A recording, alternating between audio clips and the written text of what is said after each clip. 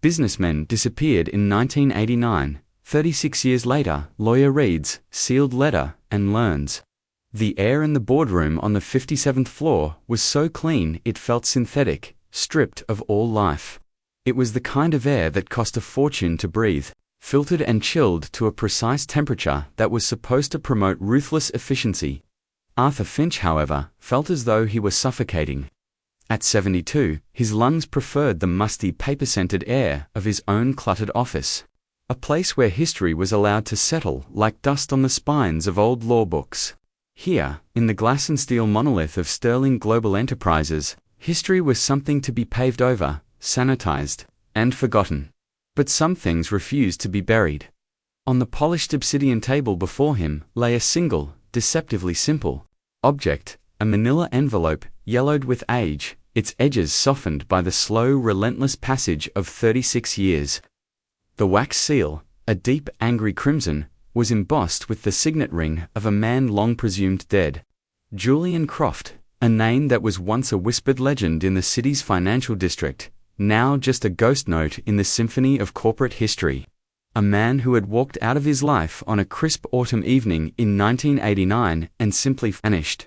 Arthur's hands trembled, a fine, almost imperceptible tremor that betrayed the iron control he tried to exert over himself. He was a lawyer, a man of process and precedent, but this felt like an exorcism. Across the table, two distinct camps watched him with predatory stillness. On his left sat Eleanor Croft, Julian's daughter. She was in her late 40s now, but the trauma of her father's disappearance had carved a permanent grief into the lines around her eyes. She had been 12 when it happened.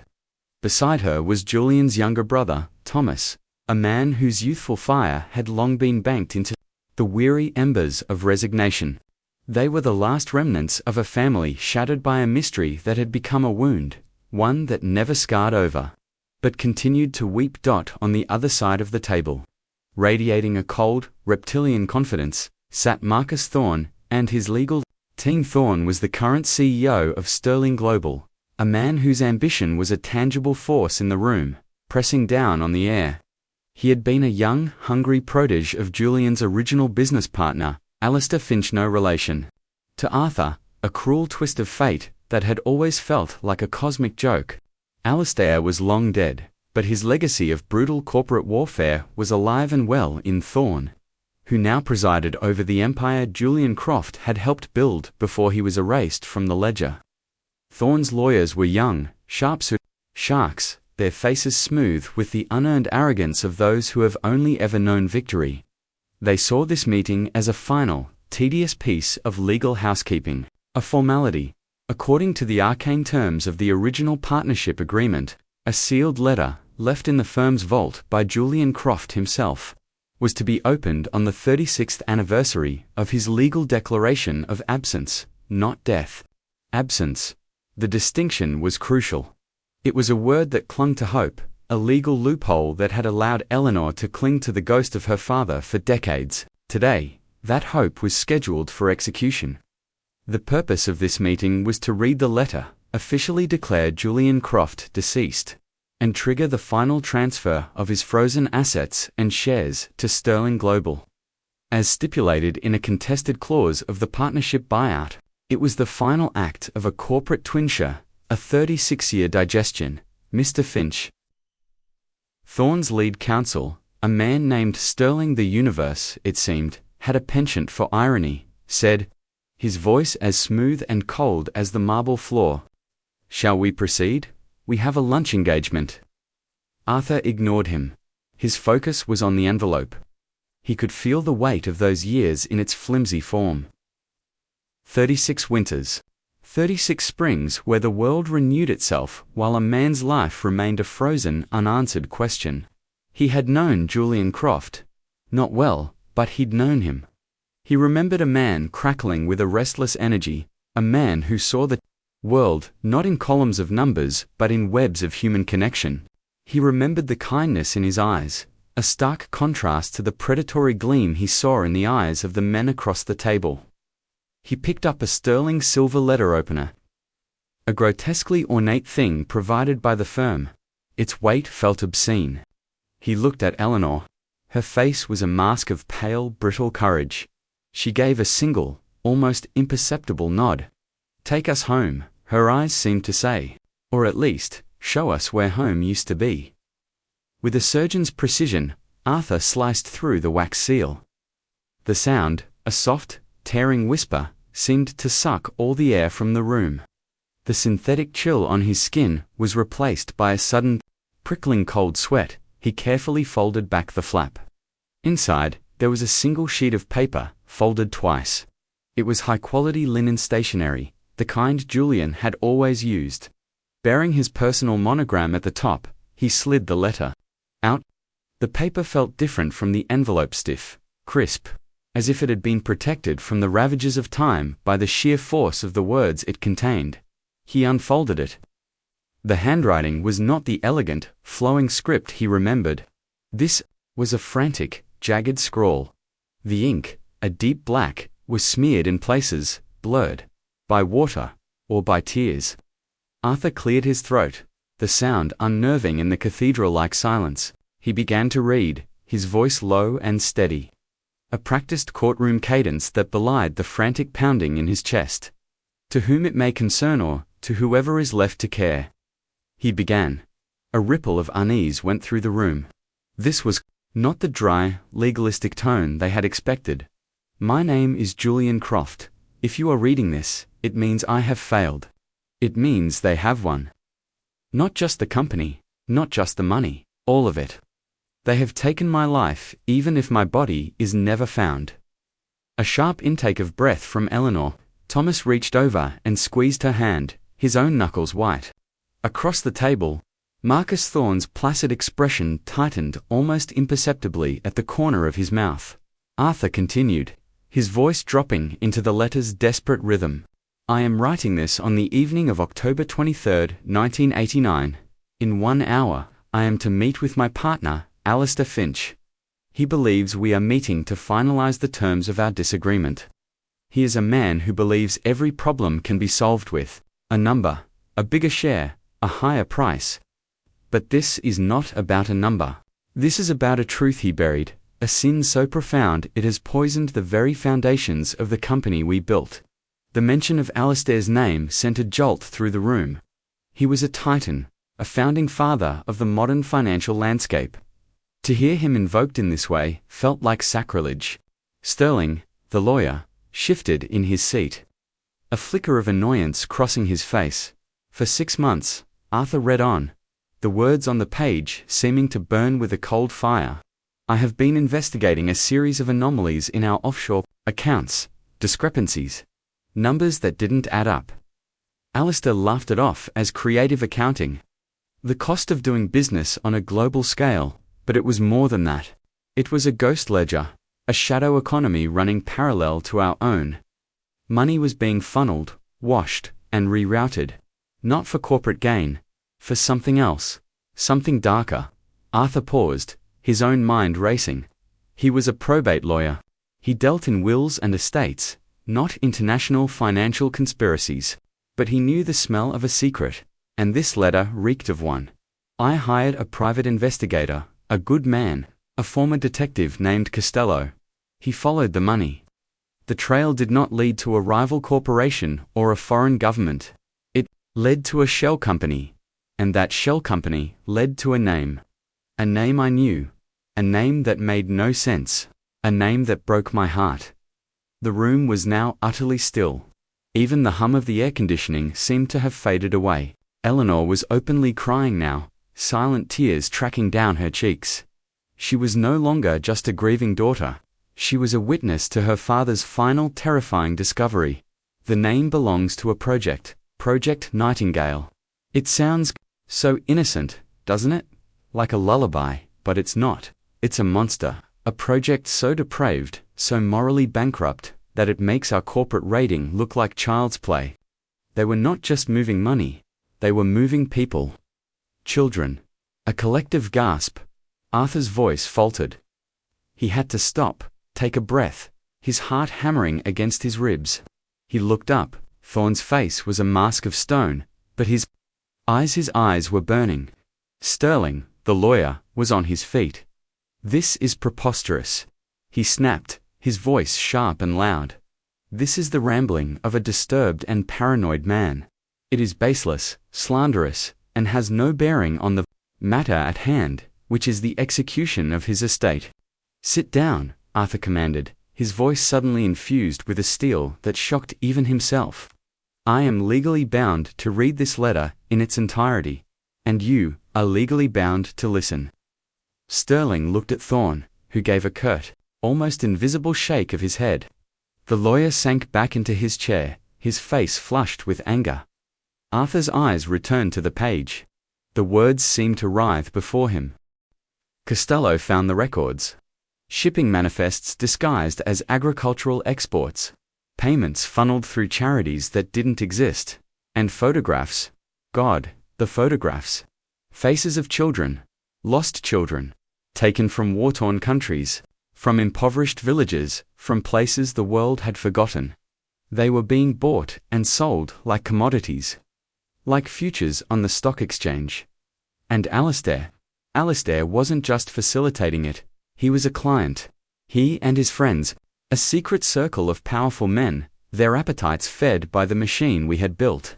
The horror was a physical presence in the room now. It was a suffocating blanket, thick and heavy. Arthur felt a wave of nausea. He thought of his own grandchildren, their innocent, laughing faces. He looked at Eleanor, whose face was a canvas of pure, unadulterated agony. She was finally learning the truth of what had stolen her father from her, and it was a monster beyond imagination. "I confronted him this morning," the letter continued, the script becoming almost illegible in its haste. "I showed him what I had found. I thought he would be horrified. I thought the man I had built a life with was still in there somewhere, but he wasn't. The man I saw was a stranger. His eyes were not the eyes of a friend. They were the eyes of a predator cornered. He did not deny it. He told me I had a choice. I could join them, or I could be erased. He said the world is not run by good men, Julian. It's run by men willing to do what is necessary.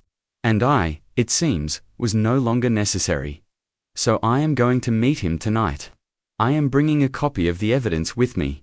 It's my only leverage. Perhaps it will be enough. But I am not a fool. I know the man I am meeting is capable of anything. Which is why I am writing this letter. My original evidence, the Costello file, the manifests, the bank records, the photographs is hidden. It is safe, if I do not return from my meeting. With Alistair, it is because he has silenced me." Arthur's voice was hoarse. The final paragraph was short, just 2 lines, but they landed with the force of a physical blow. They were the cliffhanger, the key, the detonator for a bomb 36 years in the making. Alistair is not the architect, he is just the custodian. The key to everything, the man who holds the master ledger for Project Nightingale, is the one you would least suspect. The one who is always in the room, watching, learning, the quiet one. Arthur read the last line, and the name it contained, and the world seemed to tilt on its axis. He looked up from the letter, his eyes locking with the one man in the room who had not moved, not flinched, not shown a single shred of emotion. The man who had been Alistair's quiet, ever-present protégé. The man who now sat at the head of the table. The undisputed king of the empire Julian Croft had built. The key is Marcus Thorne. Silence. A profound, echoing silence that was more terrifying than any scream. Thorne did not move. He did not speak. He simply held Arthur's gaze, and in the cold, dead depths of his eyes, Arthur Finch saw the chilling, undeniable truth of every single word he had just read. The meeting was not a formality. It was a confession, and the executioner had just read his own name. The room, once a symbol of corporate power, was now a tomb, and the ghost of Julian Croft had just pointed his finger directly at his murderer. The shock was a physical thing, a concussive wave that left Arthur breathless.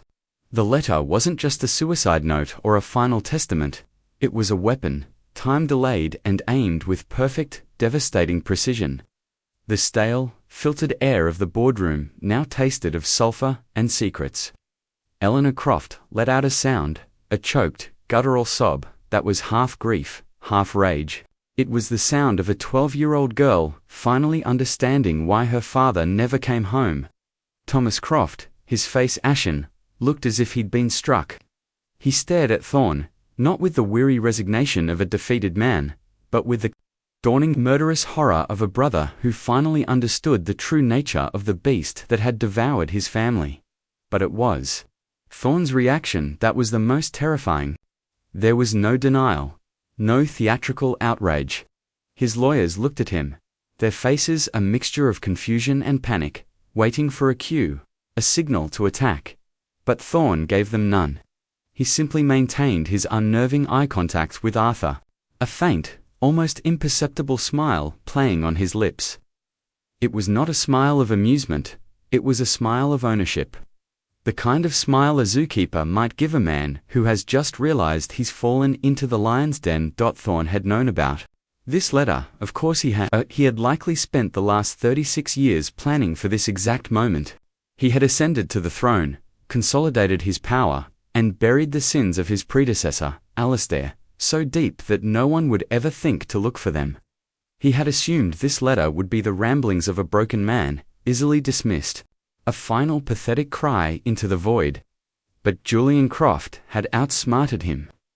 Julian had not named his partner, the obvious culprit. He had named the quiet one, the apprentice, the one man who had survived and thrived. "Mr. Finch," Thorn said, his voice a low calm purr that was infinitely more menacing than Sterling's bluster. "You have read the letter. The terms of the agreement are clear. My condolences to the Croft family for their loss, which now, after so much uncertainty, is finally official." He was closing the book, right there, in the face of this monstrous revelation. He was treating a murder accusation like a footnote. "This changes everything," Arthur said, his voice trembling but firm. He held up the letter. "This is a confession. This is evidence." Thorn's smile widened slightly. Evidence of what? A dead man's delusions. A flight of fancy from a man who, by all accounts, was under immense psychological distress. Julian was a brilliant man, but he was buckling under the pressure. He saw conspiracies in every shadow. "This letter is a tragedy, not a testimony." He gestured dismissively at the paper in Arthur's hand. "It is a sad, final chapter. Now, if you'll excuse us, ... He made to stand, a clear signal that the proceedings were over. His lawyers, taking their cue, began to shuffle their papers. The sound of their manufactured importance, a jarring intrusion into the sacred horror of the moment. "No." Eleanor's voice cut through the air, sharp and clear as shattered glass. She stood up, her small frame radiating a strength that seemed to have been forged in the crucible of that single moment. She was no longer the grieving daughter. She was her father's child, and his fire was now hers. Her eyes, red-rimmed but blazing, were fixed on Thorn. "You are not leaving. You are not dismissing this. He didn't just disappear, you took him." Thorn looked at her, and for the first time, a flicker of something other than contempt crossed his face. It was annoyance. The irritation of a king being challenged by a peasant. "Mrs. Croft," he said, his voice laced with a thin veneer of pity. "I understand this is a difficult day for you. Your father was a troubled man. Let us not tarnish his memory by giving credence to these ... fantasies." Fantasies. The word was a slap in the face. It was a denial not just of the crime, but of Julian's sanity, his life, his very essence. This was the injustice, right here. The raw naked power imbalance. A man of limitless wealth and influence, protected by a phalanx of lawyers and a 36 wall of silence, casually dismissing the last words of a murdered man. The room felt like a stage, the climax of a play written decades ago. Every line, every movement, leading to this one unbearable standoff. Arthur felt a surge of adrenaline.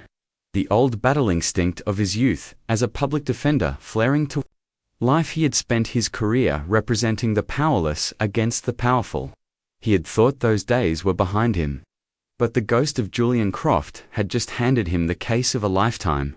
He carefully, deliberately, folded the letter, and slid it back into its yellowed envelope. He did not place it back on the table. He tucked it into the inside pocket of his suit jacket, patting it gently. It felt like a heartbeat against his own chest.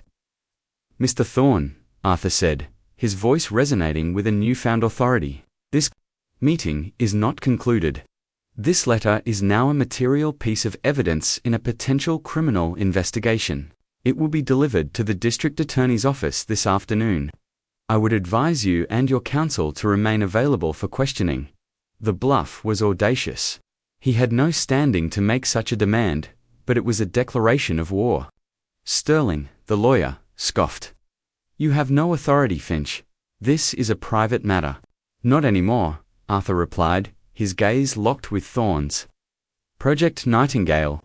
Children, Mr. Thorne. This is not about a corporate dispute. You know what this is about." He had said the name, the code word, the key to the entire conspiracy. He had brought the monster out of the letter and into the sterile air of the boardroom. For a split second, the mask slipped. In Thorne's eyes, Arthur saw it. A flash of pure black fury. It was the look of a man whose perfectly constructed world had just been threatened by a ghost. It was gone as quickly as it appeared, replaced by the same cold, reptilian calm. But Arthur had seen it. Eleanor had seen it. The crack in the facade. Thorne said nothing. He simply gave a curt nod to his legal team. They stood, a wall of expensive suits, and turned to leave. There were no more pleasantries, no more condolences. The pretense had been stripped away. It was no longer a meeting. It was a battlefield. As they walked towards the door, Thomas Croft, who had been silent until now, spoke, his voice low and guttural. "We will see you in hell, Thorne." Thorne didn't even turn around. The heavy glass door hissed shut behind him, leaving Arthur, Eleanor, and Thomas alone in the vast, silent room. The silence was different now. It was not empty. It was filled with the presence of Julian Croft, with the weight of his words. With the enormity of the evil they had just uncovered, Eleanor sank back into her chair, her body trembling with the aftershock. The fight had gone out of her, replaced by a deep, shuddering grief. The truth, it turned out, was so much worse than the uncertainty. Arthur walked to the vast window that made up the far wall of the boardroom. 57 floors below, the city spread out like a circuit board, intricate and impersonal. Somewhere down there, 36 years ago, a good man had walked to a meeting with a monster and had been swallowed whole, and another monster, the quiet one, had watched and learned and waited. He felt the envelope against his chest. It was more than a letter now. It was a map, a testament, and a weapon. The cliffhanger wasn't just the naming of Thorne. The cliffhanger was the question that now hung in the air. More suffocating than the silence itself, the letter mentioned a hidden file. The Costello file, the manifests, the records, the photographs. Julian had hidden it. But where, after 30 years, could it possibly still exist? And could they find it before Thorne, now alerted and cornered, erased every last trace of his sins for good? The ghost had spoken now. The living had to fight. The story was just beginning, and Arthur Finch, a 72-year-old probate lawyer, was standing at its epicenter. The quiet, orderly world of wills and testaments had just exploded, and he was holding the detonator. He looked down at the city, a city built on secrets, and felt a cold, terrifying resolve settle in his bones. He would find that file. For Julian. For Eleanor. For the children whose faces he could now see in his mind's eye.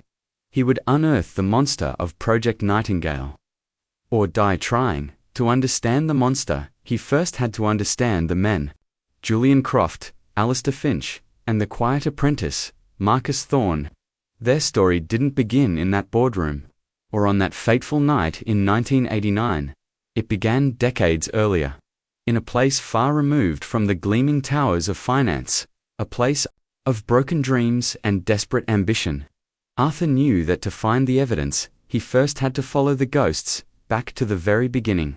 He had to uncover the broken pasts, the secret wounds that had festered into the conspiracy that had consumed Julian Croft. He had to understand the victim, the antagonist, And the hidden witness. The one person who might have seen something, who might hold a piece of the puzzle.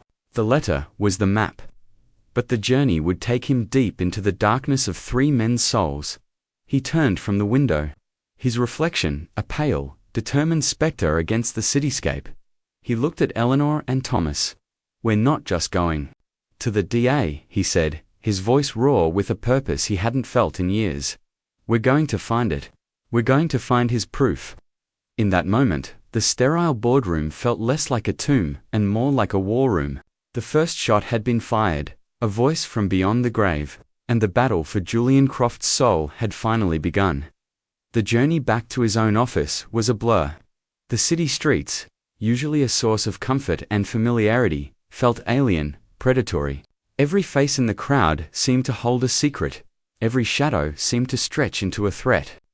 The weight of the letter in his pocket was a constant, physical reminder of the bomb he was now carrying. He wasn't just a lawyer anymore. He was a custodian of a dead man's war. When he finally sank into the worn leather of his office chair, the comforting scent of old books and brewing coffee doing little to calm his racing heart, he knew he couldn't do this alone. He needed to understand the players, not as they were now a ghost, a dead titan, and a corporate king, but as they had been before the money, before the power, before the monster of Project Nightingale was born. His first call was to Eleanor. He asked her not for legal documents or financial records, but for photographs, old ones, anything she had from before the company. Croft and Finch became a behemoth. He needed to see her father, not as the legendary businessman, but as a man. While he waited, he began his own research. Digging into the digital archives that had replaced the dusty newspaper clippings of his youth. The official story of Croft and Finch was a classic tale of post-war ambition.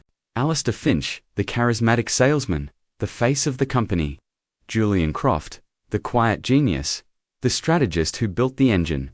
They were opposites who attracted a perfect partnership. The media had loved them. But the letter had painted a different picture, a story of a hidden rot beneath the polished veneer. Eleanor arrived an hour later. Her face pale, but her eyes filled with a new, fierce determination. She carried a dusty, leather-bound photo album. It felt heavier than it looked, weighted with the gravity of lost moments. "My mother put this together," she said, her voice soft. After he disappeared, she couldn't stand to look at it. But she couldn't bear to throw it away either. Together, they opened it, and there he was. Julian Croft, a young man, his smile unburdened, his eyes bright with a future he couldn't possibly have foreseen. In picture after picture, he was with his wife, his young daughter, his brother Thomas, a family man. But in the photos from the early days of the company, two other figures were always present. A young, cocky Alistair Finch, his arm always slung around someone's shoulder. A drink always in his hand, his smile wide and predatory even then. And standing slightly apart, always in the background, was the third man. Marcus Thorne, a ghost. At the feast, even then, he was a teenager in the earliest photos, an intern, a gopher, but he was always there, watching, listening. A young man with old eyes. Thorne, Eleanor whispered, her finger tracing his faded image. He was Alistair's charity case. From the same orphanage, years apart. Alistair found him, took him under his wing. Said he reminded him of himself. An orphanage. The word struck Arthur like a gong. Children from impoverished places, the pieces began to connect, forming a dark, horrifying mosaic. Alistair Finch and Marcus Thorne were not just business associates, they were bound by a shared past, a shared wound, the St. Jude's Home for Boys, a grim institution on the industrial outskirts of the city that had been shut down in the late 70s. Amid rumors of abuse and neglect, it was a place known for breaking boys, for turning them into survivors. At any cost, Alistair, the boy who had escaped and conquered the world, had gone back for the other boy, the quiet one. A gesture that seemed noble on the surface, but now felt sinister. Had he seen a kindred spirit, or had he recognized a fellow predator? This was the broken past. This was the source of the rot. Alistair Finch, a man who had likely suffered unspeakable things as a child, had grown up not to break the cycle, but to perpetuate it on a global scale. He hadn't just escaped his trauma. He had monetized it. He had built a system, Project Nightingale, that turned the vulnerability of children into a commodity for men like him, men whose appetites had been twisted by their own damaged histories. And Marcus Thorne, the quiet apprentice, had been his first and most successful recruit. Then there was Julian. In the photographs, he looked different from the other two. Where Alistair and Thorne were sharp angles and watchful eyes, Julian was open, relaxed. He was the outsider, the man with the stable, loving family, the man who had never known the kind of darkness that had shaped his partners. He was the moral compass, the good man who believed in building something real, not just a machine for making money. And that, Arthur realized, was why he had to be removed. He wasn't just a threat to their business, he was a threat to their very identity. His goodness was a mirror that showed them the monsters they had become. But who was the hidden witness? The letter didn't name one. Arthur scoured his memory. The news reports from 1989, the investigation into Julian's disappearance had been brief and frustratingly superficial. The police had interviewed his family, his partners, his staff. No one had seen anything. No one knew anything, or so they said. But in a conspiracy this vast, someone must have noticed something. A secretary? Who overheard a conversation? A driver who saw a car that shouldn't have been there? A janitor who cleaned up a spill that wasn't coffee? He zeroed in on the name from Julian's letter, Costello, the private investigator. The police report stated that Costello had been questioned. He had claimed to be working on a standard corporate espionage case for Julian, tracking a suspected leak. He had provided his notes, which were filled with dead ends and mundane details. The police had dismissed him as irrelevant. But the letter said otherwise. Costello had found everything. The manifests, the photographs. He had lied to the police. Why? Fear. Obvious rational fear. If he knew that Alistair Finch and his shadowy network were capable of making a man like Julian Croft disappear, what would they do to a small-time pie? Costello had buried his findings, not just to protect himself, but likely to protect the evidence itself. He had become a hidden witness, hiding in plain sight. Arthur searched for him. It was a long shot. After 36 years, he could be dead, or have vanished himself. But he found him, or rather, he found a trace of him. Frank Costello had closed his PI business in 1990, just months after Julian's disappearance. He had moved out of the city, fallen off the map. But a deep dive search using old databases flagged a possible match. A Frank Costello of the right age, living in a small, sleepy fishing town on the coast, 300 miles away. It was a thread, thin and frayed. But it was the only one he had. Before he could decide on his next move, his secretary buzzed him. "There's a Mr. Thomas Croft here to see you. He says it's urgent." Thomas Croft entered the office looking like a man who hadn't slept in 36 years. The revelations in the boardroom had shattered his weary resignation, replacing it with a raw, desperate energy. "Arthur," he said, his voice ragged. I have something. I should have given it to the police years ago, but I was scared, and I didn't understand what it was. Not until today." He placed a small audio cassette tape on Arthur's desk. "It's from Julian," he said. "He gave it to me the day he disappeared. He told me it was insurance. He said if anything happened to him, I was to wait. Wait until the world was different. Until the men in charge were no longer in charge. He told me not to listen to it unless I was sure it was the right time. He said it would put me in danger, so I hid it. I buried it. I tried to forget." Arthur stared at the tape. A relic from another era, a piece of the past, right here on his desk. This was it. Not just a witness, but a voice. Julian's own voice. The conflict was about to escalate, moving from the silent horror of the letter to the undeniable proof of a recording. The dead man was about to speak again, and this time, Arthur knew, his words would be a declaration of war that even Marcus Thorne, in his glass tower, would not be able to ignore. The game had just changed, and the ghost's voice was about to set the world on fire. The cassette player, Arthur's secretary, managed to dig out of a storage closet, was a clunky, dust-covered artifact from a bygone era. It whirred and clicked. With a mechanical protest as he inserted the tape, the sound a stark contrast to the silent, digital world he now inhabited. Thomas Croft stood by the window, his back to the room, his shoulders tensed as if bracing for a physical blow. Eleanor, whom Arthur had called immediately, sat in the chair opposite the desk, her hands clenched so tightly in her lap that her knuckles were white mountains on a pale landscape. The small office, usually a sanctuary of calm legal reason, felt like a bomb shelter, the three of them huddled together.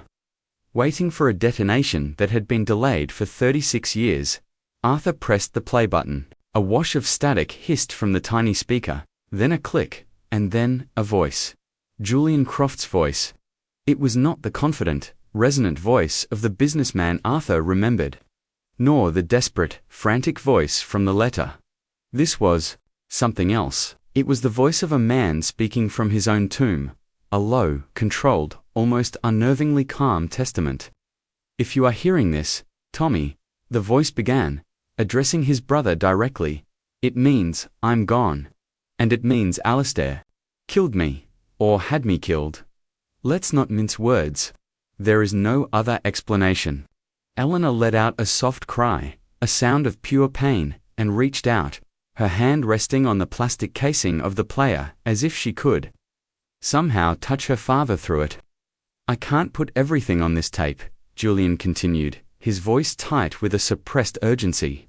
"It's too dangerous. For you, for Ellie. But I need you to know why.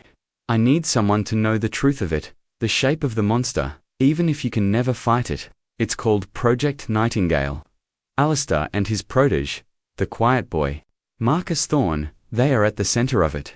They have built an empire on the ruins of children's lives. They are not just businessmen, they are ghouls." The words, spoken so calmly, were more chilling than any scream. It was the cold, factual recitation of an evil so profound it defied rage. "The evidence, the Costello file, is safe. He was a good man. He got scared, and I don't blame him. He gave the original file to me before he went to ground. I have it, and I've hidden it. But I know Alistair. I know how he thinks. He will tear the world apart looking for it. He'll threaten you, my family. He'll use the full weight of his power, the police, the courts, everything, to discredit me and find that file. So you must never, ever, let him know it exists." A long pause. The hiss of the tape filled the room. Arthur could hear the faint sound of Julian taking a breath, a ghost's breath. "But he has a weakness," Julian said, his voice dropping even lower, becoming a conspiratorial whisper. "Alistair has a ritual. He's a creature of habit, of superstition. Everything important, everything secret, he keeps close. He has a safe, a private one, not at the office. It's at his weekend estate, a place called Blackwood Manor. It's hidden behind a portrait in his study, a portrait of his own mother. He thinks it's poetic. The keeper of his sins is the woman who created him. Inside that safe is his real ledger. Not just the corporate books. The Nightingale ledger, the names, the dates, the payments. The names of the clients. It's all there. He would never destroy it. His ego wouldn't allow it. It's his trophy." Arthur's heart hammered against his ribs. This was it. A treasure map. A direct, explicit guide to the heart of the conspiracy. Blackwood Manor. He knew the place. It was a sprawling Gothic estate, an hour north of the city, a monument to Alistair Finch's ego. After Alistair's death, it had passed, along with everything else, to his sole heir and successor, Marcus Thorne. "But you can't go there," Julian's voice warned, a sudden spike of fear in his tone. "Tommy, you hear me? You can't. It's a fortress. Thorne will have it guarded. Going there is a suicide mission. This tape is not a call to action, it is a warning. The only way to win is to find the Costello file first. It's the only thing that corroborates my story from the outside. The ledger is the confession, but the file is the proof. Without the file, The ledger is just another dead man's fantasy. The tape clicked off. The static returned, hissing, into the profound, echoing silence. Injustice was no longer an abstract horror. It had a voice, a location, a target. The conflict had escalated from a 36-year-old mystery to an active threat. Thorn wasn't just a passive beneficiary of Alistair's crimes. He was the new custodian of Blackwood Manor, the guardian of the Nightingale ledger. He was no longer just hiding a past sin. He was actively protecting a present evil. Eleanor was shaking, not with grief now, but with a cold, hard rage. "We have to go," she said, her voice a steel wire. "We have to get that ledger." "No," Arthur said, his mind racing, Julian's warning echoing in his ears. "Your father was right, it's a trap. Thorn knows we have the letter. He's probably at Blackwood right now, moving the ledger, or destroying it. Or worse, waiting for us. So we do nothing," Thomas demanded, turning from the window, his face a mask of frustration. "We just let him win. Again." "No," Arthur said, his eyes on the phone. "We don't go to Blackwood, we go to the witness. We go to Costello." The sleepy fishing town of Port Blossom was a world away from the steel and glass canyons of the city. Here, the air tasted of salt and diesel, and the loudest sound was the cry of gulls circling the fishing boats in the harbor. It was a place where people came to disappear, to be forgotten. Frank Costello, it seemed, had succeeded. Finding him took Arthur and Eleanor, who had insisted on coming to days of quiet, patient questions in bait shops and waterfront diners. They finally found him living in a small, weathered cottage at the end of a dirt road, overlooking a stretch of grey, moody coastline. He was an old man now. His back stooped, his face a roadmap of worry. When he saw them standing on his porch, a flicker of pure animal fear flashed in his eyes, a fear that had not diminished in 36 years. He tried to slam the door, but Arthur was ready, his hand blocking it. "Mr. Costello," Arthur said, his voice gentle but firm. "We're not here to harm you. We're here because of Julian Croft." The name hung in the air between them. Costello's face seemed to collapse, the fight going out of him, replaced by a deep, bone-weary sadness. He let them in. The cottage was sparse, almost monastic. It was the home of a man hiding from the world. "I knew this day would come," Costello rasped, sinking into a faded armchair. "I've been waiting for it for 36 years. Julian's last letter has been read," Eleanor said, her voice trembling slightly. "It named Marcus Thorn. It mentioned you. It said you found the proof." Costello flinched at the name. "Thorn," he whispered, as if the name itself were a curse. He was just a kid. The quiet one, always watching. He was scarier than Finch. Finch was a shark. You could see him coming. Thorn, ... he was a stone. You never knew what was happening. Behind those eyes, the file, "Mr. Costello," Arthur pressed, keeping his voice even. "Julian said you gave it to him. But did you keep a copy? Anything? A single photograph? A single name?" Costello stared out the window at the grey, churning sea. For a long moment, he said nothing. The only sound was the ticking of a grandfather clock in the corner, counting down the seconds of a life lived in fear. "A copy," he finally said, a bitter, hollow laugh escaping his lips. "Son, you don't make a copy of something that can get you killed. You get rid of it. You burn it. You pray to God you can forget what you saw." Eleanor's face fell. The hope that had carried them here, the last thread, was about to snap. "But I couldn't," Costello whispered, his gaze turning inward. Back to the horrors of 1989. "I couldn't. Forget the pictures. The faces of those kids. I have a daughter, you know. She was 6 back then." He choked up, his body shaking with a sob that had been trapped for decades. "I burned the file. I burned every last piece of paper. But I'm a paranoid old bastard. That's what made me a good detective. I didn't trust paper. I didn't trust safes. I trusted my own memory and one other thing." He stood up, his movements slow and pained, and walked over to the grandfather clock. He fumbled with a hidden latch on the side, and a small, secret panel swung open. From inside, he pulled out a small, metal box. "Before I gave the file to Julian," he said, his voice thick with emotion, "I took one thing. The one thing I thought they would never think to look for. Not a document, not a photo, something else." He opened the box. Inside, nestled on a bed of yellowed cotton, was a single object. It was a child's locket. A small silver heart, tarnished with age. "It was in the file," Costello said. "Tucked into one of the manifests. I don't know why. Maybe it fell from one of the kids. Maybe it was a souvenir for one of those sick bastards. But it felt, ... important." He handed it to Eleanor. She took it with trembling fingers. It was cold, heavy with an unspoken history of loss. She fumbled with the tiny clasp. It sprang open. Inside, there were not one, but two tiny faded photographs. On one side was the face of a young girl, no older than 7, with big, dark, terrified eyes. On the other side was a picture of the same girl, smiling, standing next to a young woman, her mother. But it was what was scratched, almost invisibly, onto the inside of the locket's cover, that made Arthur's blood run cold. It was a tiny, intricate engraving.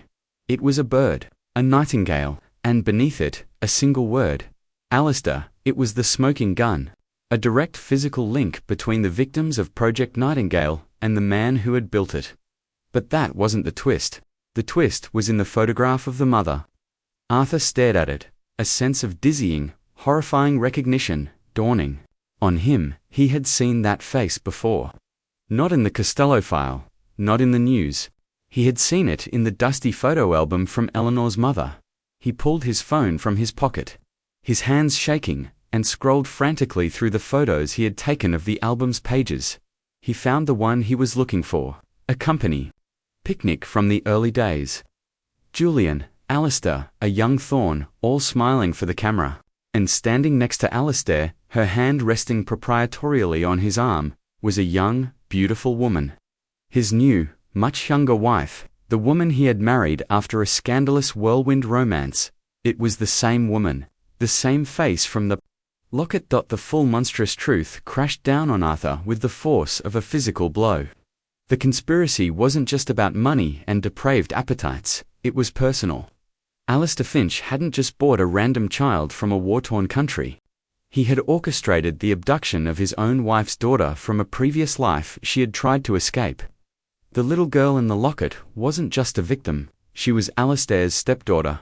And Project Nightingale wasn't just a business, it was a tool of personal cruelty, a way for Alistair to control his new wife, to hold her past over her, to possess her completely. He hadn't just taken her future, he had stolen her past. The full scope of his evil was breathtaking. He had used a global child trafficking network as a weapon in a private domestic war. "My God," Eleanor breathed, staring at the phone, and then at the locket. "Who is she?" "She was Alistair Finch's wife," Arthur said, his voice barely a whisper. "Which means this little girl was his stepdaughter." The stakes had just shifted seismically. This was no longer just about exposing a trafficking ring that had operated 36 years ago. This was about a living victim. Alistair's widow was still alive, a wealthy reclusive socialite who had inherited a fraction of his fortune and then disappeared from public life. Had she known? Was she a participant, or was she a prisoner, trapped in a golden cage, grieving a daughter that the world never even knew she had? And then the final, terrible piece clicked into place. Marcus Thorne, the quiet boy from the orphanage, the one who was always watching. He hadn't just been Alistair's apprentice in business. He had been his apprentice in everything. He had watched Alistair build this monstrous system. He had watched him use it to capture and control the woman he wanted. What had Thorne learned from that? Arthur thought of Thorne's own wife, a beautiful, much younger woman, a former model from Eastern Europe with no family, no connections, who had appeared on his arm one day and was now the mother of his children.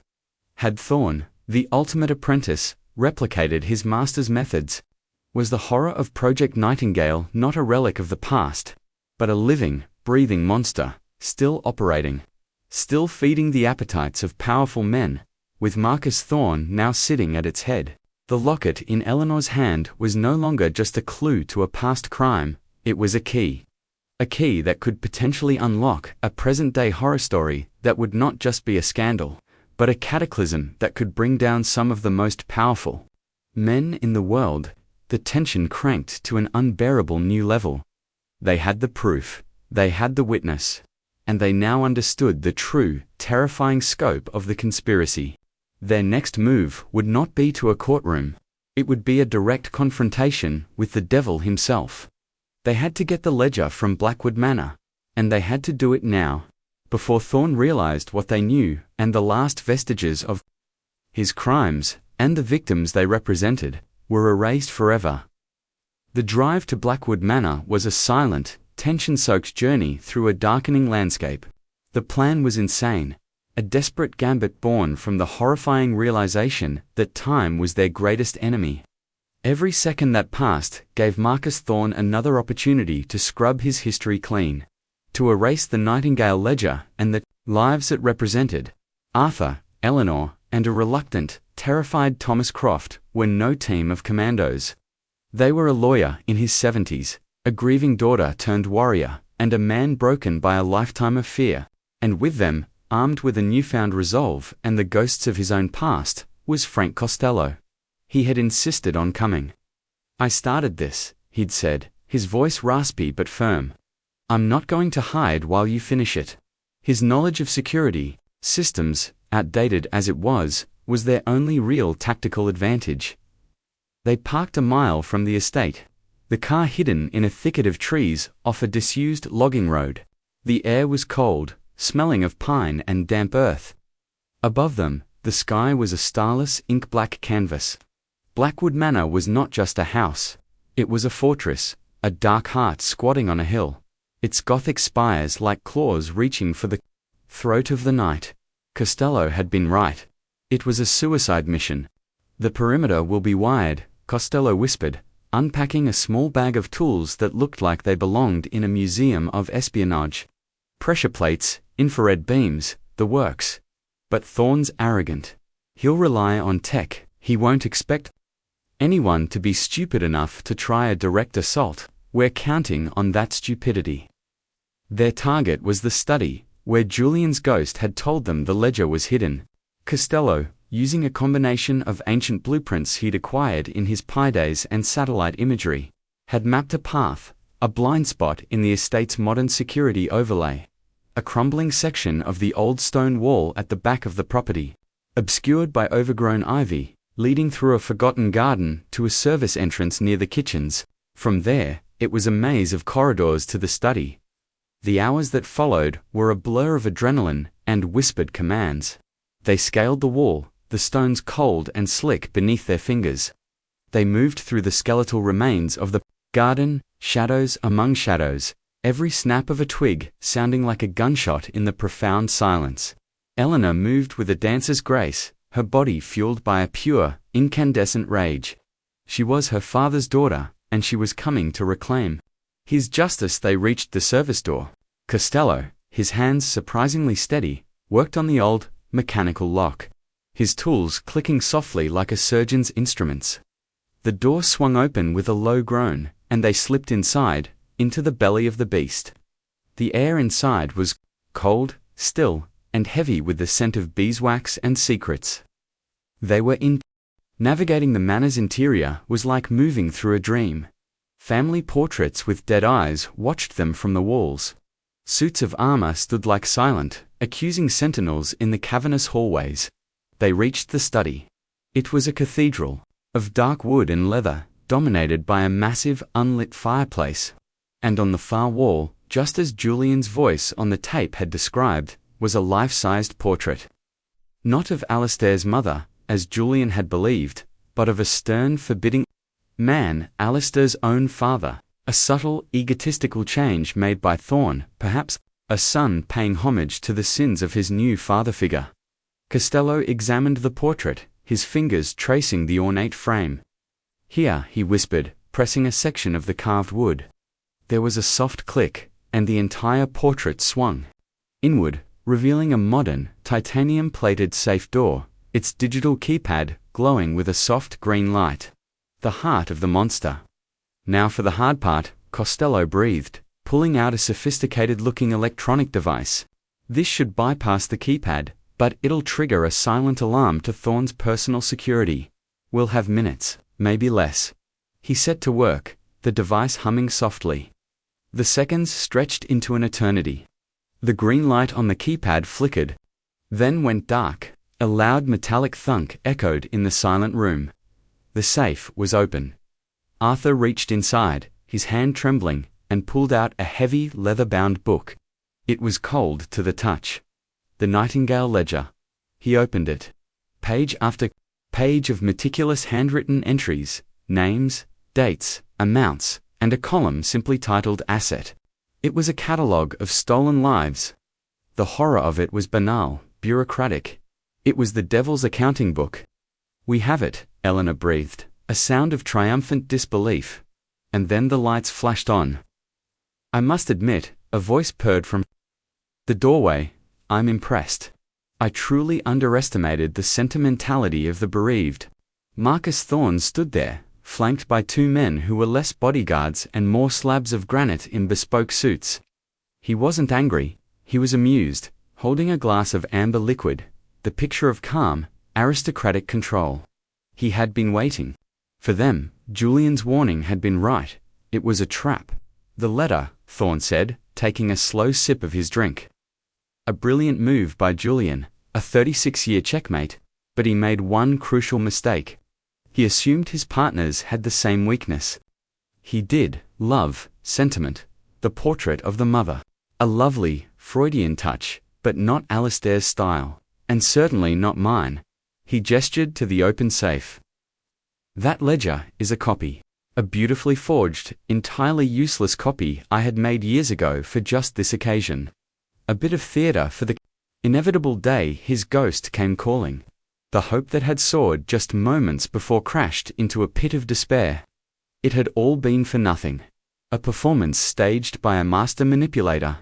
The real ledger," Thorne said, a cruel smile playing on his lips, "is far safer. But you've been a wonderfully entertaining audience. And you've brought me a gift." His eyes settled on Costello. Frank Costello, the pie who got away. "I've been looking for you for a very long time. You're the last loose end." Thorne's men stepped forward. It was over. But Eleanor was not screaming. She was not crying. She was smiling, a strange, serene smile that made the hairs on the back of Arthur's neck stand up. "You're right, Marcus," she said, her voice clear and steady. "My father was sentimental. He believed in things, in goodness, in justice. But he wasn't a fool. He knew who he was dealing with. He knew you'd expect a direct assault. He knew you'd lay a trap." She held up her phone. On the screen, a live stream was active, broadcasting to a secure server. It had been running since they entered the room. "He also knew," she continued, her voice rising, "that a monster's greatest weakness isn't sentiment, it's ego." Thorne's smile faltered. He stared at the phone, then back at her, a flicker of confusion in his cold eyes. "The tape my father left. For my uncle wasn't the only insurance he took out," Eleanor said, her voice ringing with a triumphant power. "He left one for me, too. With a different set of instructions. He told me that when the time came, I shouldn't look for his proof. I should make you give it to me yourself." From her pocket, she pulled out the tarnished silver locket. She held it up. "Recognize this, Marcus." Thorne's face, for the first time, went completely white. The glass in his hand trembled, the amber liquid sloshing over the rim. He stared at the locket, as if it were a loaded gun. "My father knew about Alistair's wife, he knew about the girl. He told me that if I ever wanted to corner you, I should find this locket and bring it here, because the real ledger isn't hidden behind a portrait. It's hidden somewhere much closer to your own twisted heart. It's hidden in the one place you feel safe, the one place you keep your own trophies." She was bluffing, or was she? The certainty in her voice was absolute. "You replicated everything Alistair did, didn't you, Marcus?" she pressed, taking a step forward, her eyes blazing. "The business, the cruelty, The women. You found your own broken bird and put her in a golden cage, just like he did. You learned your lessons well. But you have a tell, too, a ritual. Just like him, and my father knew what it was. The room was silent, the tension a physical force. Thorn stared at her, his mind clearly racing, trying to see the angles, to find the trick. Then, from the hallway, came another voice. She's right, Marcus. Thomas Croft stepped into the doorway behind Thorn. He was holding a small, sleek tablet. On its screen was a live feed from a hidden camera, showing a different room in the house. A bedroom, a woman's bedroom, and on the wall, hidden behind a modern art painting, was another safe. While you were playing your little game down here, Thomas said, his voice shaking but resolute, I was following Julian's real instructions. The ones he gave me. He knew you'd focus on the study. He knew you'd focus on Eleanor. He used us as a distraction. The world tilted. The entire break-in, the confrontation, it was all a misdirection. A piece of grand posthumous theatre, directed by Julian Croft, from beyond the grave. He had played them all. He had used his family's love and his enemy's ego against each other. In a final brilliant gambit. On the tablet screen, the safe in the bedroom swung open. Thomas had relayed the combination, given to him on Julian's second tape, to a fourth member of their team. Someone they had picked up on the way. A young tech-savvy cat burglar Thomas had bailed out of jail years ago, cashing in a final, desperate favor. The real ledger was in that safe. And they had it all on camera. Thorn let out a roar of pure primal rage. The mask of control shattered into a million pieces, revealing the cornered, rabid animal beneath. He lunged, not at Eleanor, or Thomas, but at Arthur, the old man, the one he perceived as the weakest link. But Costello was faster. The old pie, moving with a speed that defied his age, slammed a heavy bookend from the mantelpiece into the back of Thorn's knee. Thorn screamed and crumpled to the floor. His two guards moved to intervene, but stopped dead as the room was suddenly flooded with flashing red and blue lights from the windows. Sirens wailed, growing closer. Arthur, standing amidst the chaos, pulled out his own phone. He hadn't been idle during the confrontation. He had made one call. To a reporter, a young, hungry journalist he'd fed stories to for years, the one person he knew would break a firewall at the DAS office to get a story like this. The public justice had begun. The cinematic payoff was here. It wasn't just a quiet arrest. It was a live-streamed, real-time implosion of a king in his own castle. Broadcast to the world, with the police, led by a DA who'd been tipped off by the reporter, storming the gates. Thorn, the untouchable master of the universe, was on the floor, howling in pain and fury, his secrets laid bare, his empire crumbling around him. All of it orchestrated by the ghost of the man he had erased 36 years ago. Julian Croft hadn't just gotten justice, he'd gotten revenge, and it was spectacular. The aftermath was a strange, hollow echo following the thunderclap of Thorn's downfall. The world feasted on the scandal. Project Nightingale became a name synonymous with the deepest corruptions of power. A story of such monstrous depravity that it dominated the news cycle for months. Names from the ledger, a gallery of the world's elite, were exposed, fortunes were ruined, reputations shattered, and a handful of powerful men, suddenly stripped of their influence, took their own lives, rather than face the public disgrace. Thorn, convicted on a mountain of evidence, was sentenced to multiple life terms in a maximum security prison, left to rot in a cage far grimier than the one he'd built for his victims. But for Arthur, Eleanor, and Thomas, the victory felt different. It was not triumphant. It was heavy, soaked in the cost of truth. The world saw a satisfying cinematic ending, but they were the ones who had to live in the quiet that followed. They had avenged Julian, but they could not bring him back. They had exposed the monster, but the scars it had left on their family, and on the world, remained. One crisp autumn afternoon, a year after that night at Blackwood Manor, Arthur found himself standing with Eleanor in a quiet, sun-dappled cemetery. There was no body to bury, no grave to mourn at. Julian Croft's final resting place remained a secret, locked away with his killers. Instead, they had commissioned a memorial, a simple, elegant granite bench under a large oak tree. It was engraved with his name, his dates, and a single line from a poem he had loved. To strive, to seek, to find, and not to yield. Asterisk, do you think he knows? Eleanor asked softly, her gaze fixed on the bench. That we did it? That he won? I think, Arthur said, choosing his words carefully, that he never doubted you would. Had found some of the children from the ledger, not all of them, but some. Now adults, scattered across the globe, they were ghosts of a different sort, their lives irrevocably shaped by the trauma of what had been stolen from them. A foundation had been started in Julian's name, funded by the seized assets of Thorn's fallen empire, dedicated to helping them and other victims of trafficking. It was a form of healing, a way to build something new from the ruins. Alistair Finch's widow, the woman from the locket, had been a tragic figure. A prisoner in a gilded cage who had been driven to madness by the loss of her daughter and the cruelty of her husband. She had died years ago, her secrets buried with her. Her daughter, the girl in the locket, was never found. She remained a symbol of the countless stories that would never have a final chapter. Costello had gone back to his quiet life in Port Blossom. The ghosts of his past finally laid to rest. He sent them a postcard once, a picture of a sunrise over the ocean. On the back, it simply said, "Thank you."